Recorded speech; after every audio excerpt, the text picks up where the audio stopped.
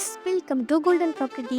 இன்னைக்கு நம்ம வீடியோவில் மண்டலூர் டு கேளம்பாக்கம் ரோட்டில் அமைஞ்சிருக்க ஒரு லோ பட்ஜெட் ப்ராப்பர்ட்டி டீட்டெயில்ஸை பற்றி தாங்க பார்க்க போகிறோம்.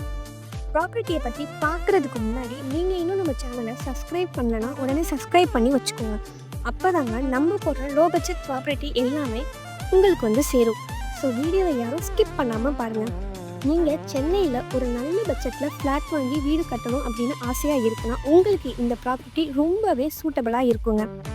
எக்ஸாக்டாக நம்ம ஃப்ளாட் எங்கே லொக்கேட் ஆகி இருக்குன்னு பார்த்தீங்கன்னா வண்டலூர் டு கேளம்பாக்கம் ரோட்டில் புதுப்பாகம் லொக்கேஷனில் தாங்க அமைஞ்சிருக்கு.